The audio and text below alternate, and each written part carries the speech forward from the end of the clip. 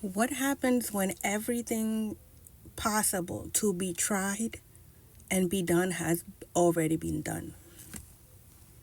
What happens when there are no more options, no more creations, but replicates of outcomes that have already came to pass? Now, because of the timing, because of the advance in technology today, the attacks might be different,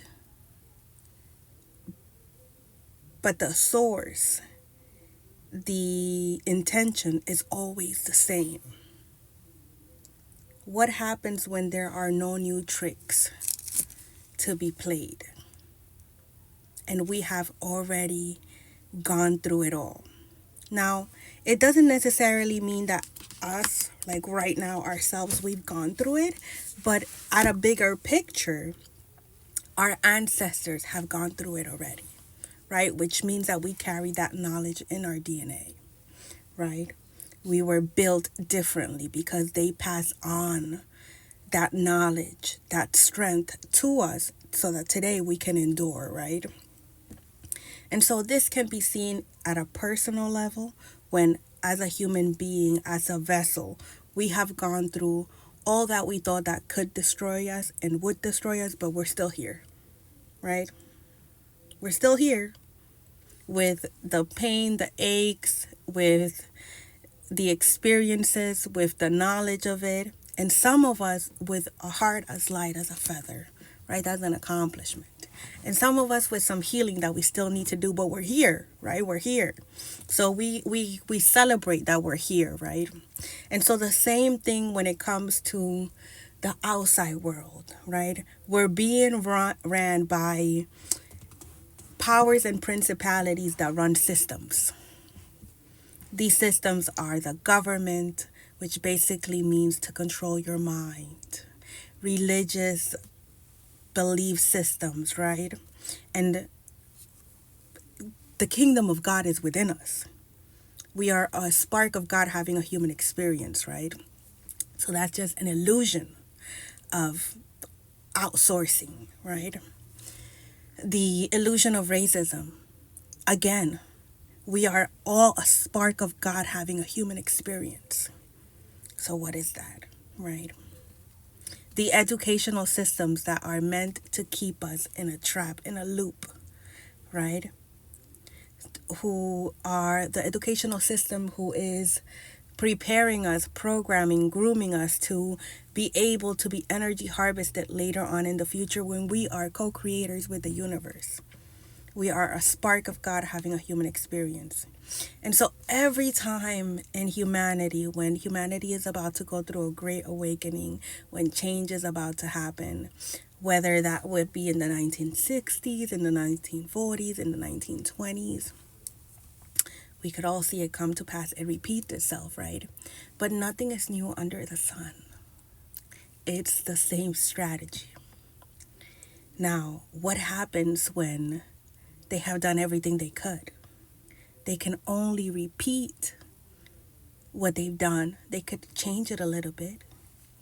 They can name the virus a different name. They could change the disease name a different name, right? They could change the way that it happened, the way that supposedly it came to manifest into humanity. They could change all of that, right? But what happens when an individual has gone through it all and has overcame it? The illusion of fear dissipates. Why? Because we know it's false evidence appearing to be real, right? We understand that we are a collective consciousness because we are all a spark of God having a human experience, right? Which means that we are all one consciousness. And so we are kept distracted. We are kept in an illusion of what's to come, not being in the present now, but either being way back there or way up there.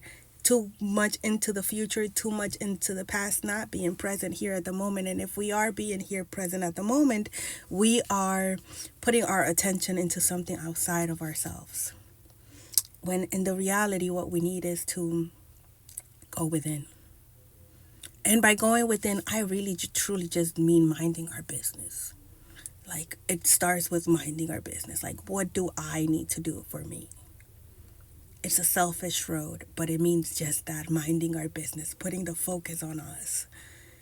Saying, why is it that I continue to put myself in these situations? Why is it that I continue to attract these type of people into my life? Not like, why did such and so did this to me, but what is it about me that attracts these type of beings into my reality, right?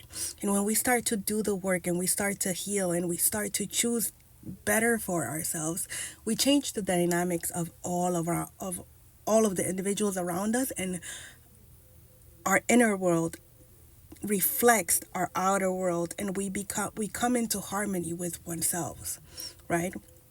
And so when I say